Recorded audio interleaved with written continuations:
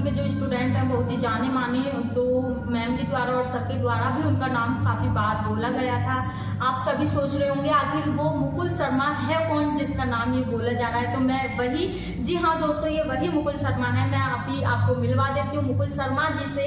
इनके बारे में मैं अभी बात करने वाली हूँ मुकुल शर्मा जी से। मुकुल शर्मा जी, मैं बहुत बहुत धन्यवाद आपका करना चाहूँगी और कॉन्ग्रेचुलेसन आपको इतना आगे बढ़ते हुए देखा, आपके टीचर्स इतने खुश हुए, बहुत ही खुश नसीब वो स्कूल को भी समझते हैं कि आप इतने आगे बढ़े और बाकी के बच्चों पर भी असर पड़ा है इस चीज़ का, जो बहुत ही आगे बढ़े हैं, अपनी सोच को आगे लेके गए हैं। तो मैं चाहूँगी एक बार आप अपने स्वयं अपने बारे में बताएं। सभी को नमस्कार, मेरा नाम मुकुल शर्मा है, मैं युवा मोर्चा अध्यक्ष हूँ यहाँ पे रोहिणी वार्ड नंबर 52 से और जिला उत्तर पश्चिम दिल्ली प्रदेश से। और इस स्कूल से मैं 2017 से पास आउट हूँ और ये एक छोटा सा परिचय है।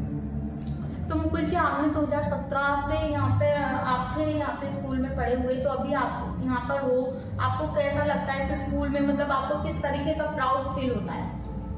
प्राउड वाली बात ऐसी है, मैं आपको बताऊँ, मेरे लिए एक बहुत ही गर्व का विषय है कि जिस स्कूल से मैं पास आउट हुआ, आज उसी स्कूल में आके मेरे को यहाँ पर इतना सम्मान दिया जा रहा है। और ये सम्मान दोनों तरीके से है, मैं इस स्कूल से पास आउट हूँ इसीलिए भी, प्लस मेरे दायित्व का जो है उसका भी सम्मान है। और मेरे जो हमारे यहाँ के माननीय चेयरमैन हैं श्री एस के गुप्ता जी और यहाँ की जो मैनेजमेंट मैम प्रमिला गुप्ता जी, उनसे मेरे को एकदम माँ बाप के जैसे प्यार मिलता रहता है हमेशा। कभी भी मैं फ़ोन करता हूँ, चाहे आधी रात हो कुछ भी हो, वो हमेशा मेरे पीछे खड़े रहते हैं। तो उनके आशीर्वाद से ही मैं आज जो कुछ भी हूँ, मैं उन्हीं के आशीर्वाद से ही बना हूँ। तो मुकुल जी, आपने इस स्कूल से पढ़ाई की, आपको बहुत अच्छा लगा और हमने सुना है, देखा भी है सर के और मैम से कि कितना नाम आपका लिया जा रहा था। तो इसके बाद आपने जो स्कूल जब छोड़ा था, आपकी यहाँ से पढ़ाई पूरी हुई थी, तो आप उसके कब राजनीति में जुड़े और क्या सोचकर आपने आखिर क्या सोचा कि मुझे राजनीति में जुड़ना चाहिए? जी, मेरे को राजनीति में जुड़े हुए कुछ ज़्यादा टाइम नहीं हुआ है, मैं 2022 में ही जुड़ा था। पहले मैं युवा मोर्चा का उपाध्यक्ष था, उसके बाद शीर्ष नेतृत्व ने मेरा काम देखकर मेरे को युवा मोर्चा अध्यक्ष बनाया और आज की डेट में मैं इस क्षेत्र का युवा मोर्चा अध्यक्ष हूँ और आगे अपना कार्य करते जा रहा हूँ। कर्म करते करते अब आगे जो भी पार्टी आगे निर्देश देगी उसके अनुसार हम करेंगे। अभी तो चुनाव डिक्लेयर हो गए हैं, तो चुनाव के हिसाब से अब हमारे को कमर कसनी है और इस योगी सरकार को हमारे को हटाना है।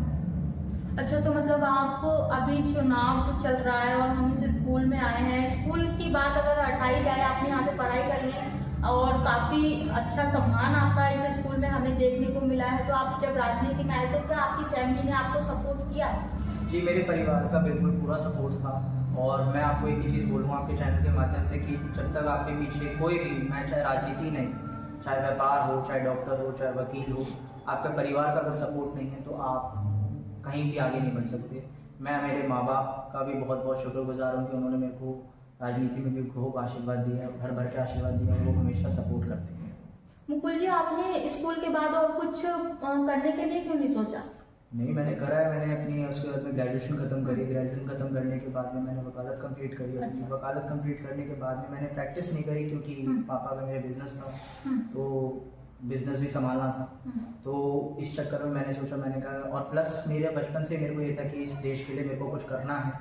तो मैंने 2 बार यूपीएससी की तैयारी भी करी, लेकिन शायद नहीं था किस्मत में वो। तो फिर मैंने उस टाइम पे एक ही चीज़ सोची कि आप देश की सेवा 2 ही प्रकार से कर सकते हो, या तो सरकारी बन के या फिर सरकार बन के। तो फिर हमने सरकारी तो कोशिश कर ली थी, बट शायद भगवान को कुछ और ही मंजूर था, उन्होंने सरकार बनाने की सोची। तो इसलिए अब हम सरकार बनने की कोशिश कर रहे हैं। बाकी बड़ों का आशीर्वाद और अपना कर्म यही मेरे को आगे लेके जाएंगे।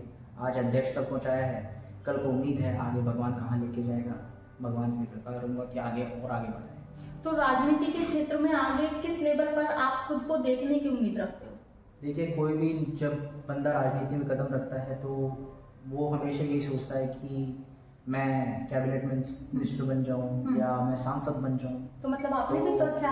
बिल्कुल, देखो हर एक बंदे का वो होता है, लेकिन कुछ राजयोग भी लिखा होता है किस्मत में। अगर आपका वो योग होगा तो आप कोई दुनिया की ताकत आपको नहीं रोक सकती। और प्लस मैं इसमें आज, पहले के ज़माने में तो वहाँ तक पहुँचना बहुत मुश्किल था, लेकिन आज के ज़माने के अंदर में मैं आपको बताऊँ ये काफ़ी आसान है, क्योंकि आज की डेट में मीडिया है। मीडिया चाहे तो आज किसी को रोड से उठा के वो हीरो बना सकते हैं और हीरो को उठा के रोड पे बैठा सकते हैं। तो मेरे साथ में मेरे को ये भी बहुत फक्र है कि आप जैसे मेरे साथ में हमारे भाई बहन जुड़े हुए हो, तो आप लोगों के भरोसे में आप ठोक के बोल सकता हूँ कि हाँ, शायद आने वाले 10-15 साल बाद या 20 साल बाद शायद पार्टी मेरे को और आप लोगों के आशीर्वाद से मैं शायद सांसद बन सकता हूँ। अच्छा, मैं जानना चाहूँगी कि फैमिली की बात करें तो फैमिली सभी को सपोर्ट करती है बच्चों को, जब बच्चे आगे बढ़ते हैं, अच्छा फील्ड जब चुनते हैं, तो बीच में जो एक आता है समाज, कि समाज सभी से हमने सुना है कि समाज ने हमें ये, समाज ने हमें वो, तो क्या आपको अभी तक कुछ ऐसी कठिनाइयों का सामना करना पड़ा जिसकी वजह से आपने सोचा हो कि अरे क्या ये समाज, मतलब कुछ कठिनाइयाँ आई? जी नहीं, देखिए सबसे पहली बात तो मैं आपको ये बताऊँ कि हम किसी गाँव में नहीं रहते। हाँ। ये शहर के अंदर में सबके लिए इक्वल अपॉर्चुनिटीज़ होती है, और इक्वल अपॉर्चुनिटीज़ है तो आपके ऊपर में आप कितना ग्रैब कर सकते हैं। मैं एक ही चीज़ बोलना चाहूँगा, जीवन जो है वो एक समुंदर है, आपके ऊपर में होना चाहिए आप कितनी आगे तक तैर के जा सकते हैं। अभी दिल्ली में चुनाव का गर्मा गर्मी का माहौल चल रहा है, पक्ष विपक्ष में कोई किसी से कम नहीं पड़ रहा है, और वहीं दूसरी ओर अगर नजर डाली जाए प्रयागराज में महाकुंभ का इतना बढ़िया नज़ारा देखने को मिल रहा है, तो आप इतने अच्छे युवा नेता होने के बाद, इतना अच्छाई से अपना ईमानदारी के साथ आगे बढ़ने के साथ हिंदुत्व की ओर बढ़ने वाले, तो आप यहाँ दिल्ली में अभी आपको, तो आपने क्यों नहीं सोचा प्रयागराज जाने के लिए? जी, मैं आपको आपके चैनल से माध्यम से बताऊं, प्रयागराज में डेफिनेटली जा रहा हूँ इस बार, क्योंकि ये जो कुंभ मेला है वो 144 साल बाद आया है। कुंभ भी 4 प्रकार के हैं, एक होता है जो 6 साल में आता है, एक होता है जो 12 साल में आता है, एक होता है जो 30 साल में आता है, और एक होता है जो 144 साल बाद आता है।